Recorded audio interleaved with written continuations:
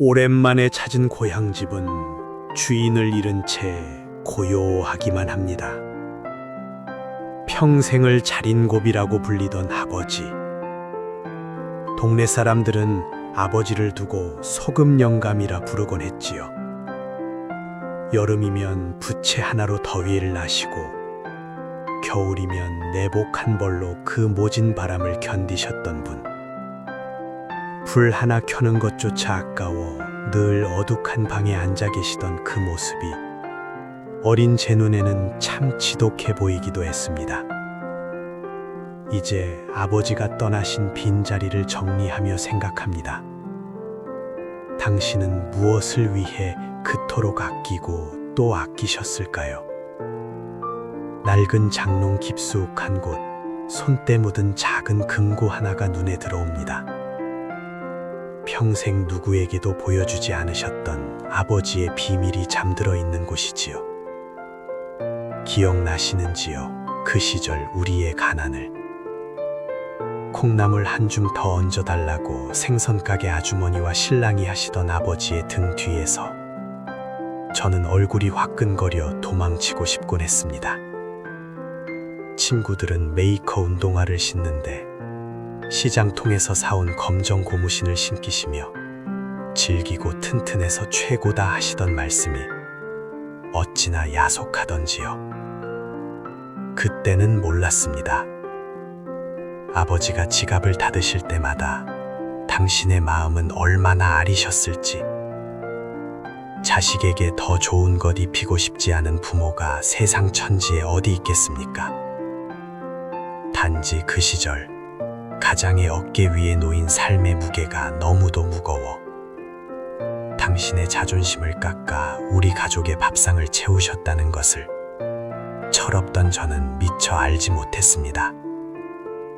떨리는 손으로 금고를 열어보니 돈 뭉치도 땅 문서도 아닌 낡은 수첩 한 권이 덩그러니 놓여 있습니다.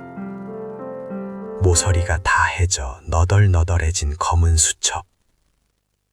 저는 이것이 아버지가 빌려준 돈을 적어둔 장부이거나 아끼고 모은 재산 목록일 거라 짐작했지요. 첫 장을 넘기니 곰팡내와 함께 아버지 특유의 몽당연필 냄새가 훅 끼쳐옵니다. 삐뚤빼뚤 배우지 못한 투박한 글씨들이 빼곡합니다. 그런데 적혀있는 내용들이 제 짐작과는 전혀 다릅니다.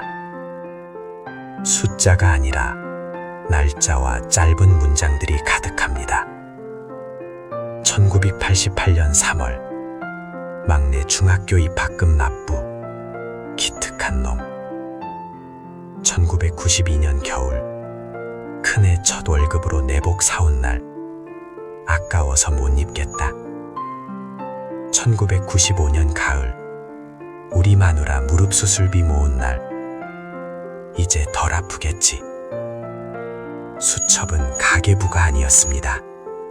그것은 당신이 평생을 인색하게 굴며 모은 돈이 결국 어디로 흘러갔는지를 기록한 사랑의 역사였습니다.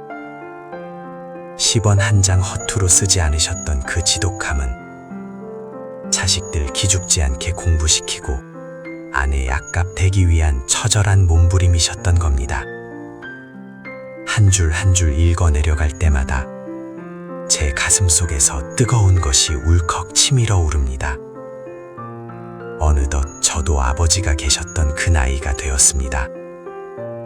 거울 속에 비친 제 얼굴에 늘어가는 주름과 희끗해진 머리카락을 보며 비로소 아버지의 고독을 이해하게 됩니다.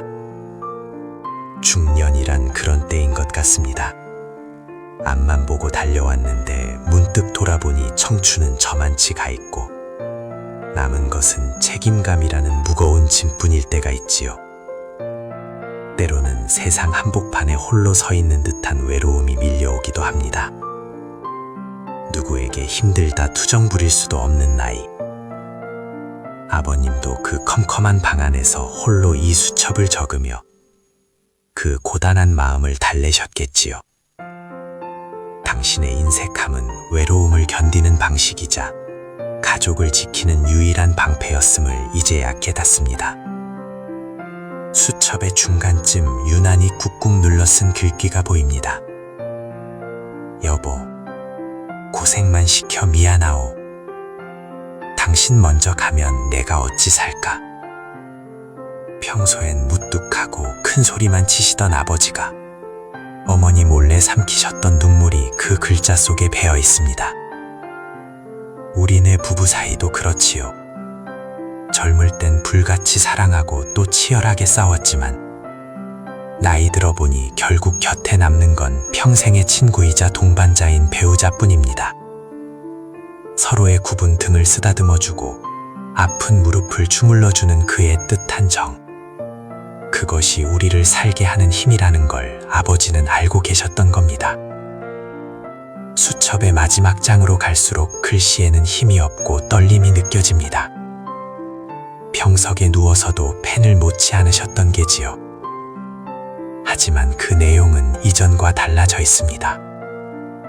돈에 대한 이야기는 사라지고 삶에 대한 단상들이 적혀 있습니다. 욕심 부리지 마라. 갈 때는 빈손이다. 건강이 제일 큰 재산이다. 아프지 마라. 평생을 쥐고 모으는 데 바치셨던 분이 생애 끝자락에서 남기신 말씀은 역설적이게도 비용이었습니다. 움켜쥐려 할수록 손가락 사이로 빠져나가는 것이 세월이고 재물임을 아버지는 황혼의 문턱에서 덤덕이 받아들이셨던 모양입니다. 우리는 100세 시대를 살아간다고들 합니다. 하지만 중요한 것은 얼마나 오래 사느냐가 아니라 어떻게 늙어가느냐가 아닐까요? 아버지가 남긴 수첩은 제게 묻습니다. 지금 당신은 무엇을 위해 그토록 애쓰고 있느냐고. 혹시 건강을 잃어가며 소중한 사람들과의 시간을 미루며 채워지지 않을 욕심을 쫓고 있지는 않으냐고 말입니다. 이제는 조금 내려놓아도 괜찮겠습니다. 나를 돌보고 내 몸이 보내는 신호에 귀 기울이며 소박하지만 건강한 하루를 보내는 것, 그것이 떠나신 아버지가 진정으로 바라는 자식의 효도일 때니까요. 아버지가 소금 영감 소리를 들으면서까지 지키고 싶었던 것은 돈이 아니라 바로 사람이었고 가족이었습니다. 그 투박한 사랑법을 늦게나마 알게 되어 얼마나 다행인지 모릅니다. 오늘 저녁엔 오래된 친구에게 안부 전화를 한 통 해야겠습니다. 그리고 쑥스럽지만 아내에게, 남편에게, 자식들에게 말해봐야겠습니다. 사랑한다고, 고맙다고, 우리 건강하게 오래오래 같이 가자고 말이지요. 인색했던 아버지의 수첩이 제게 가르쳐준 것은 아끼지 말아야 할 것은 돈이 아니라 표현하는 마음이라는 사실입니다.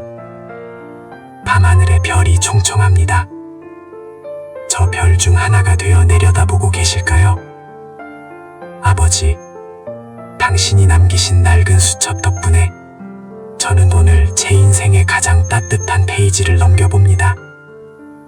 세상의 모든 아버지, 어머니, 그리고 치열한 오늘을 살아낸 당신, 당신의 땀방울과 헌신은 결코 헛되지 않았습니다. 부디 오늘 밤은 편안하시길. 마음만은 그 누구보다 부자인 당신의 삶을 존경합니다.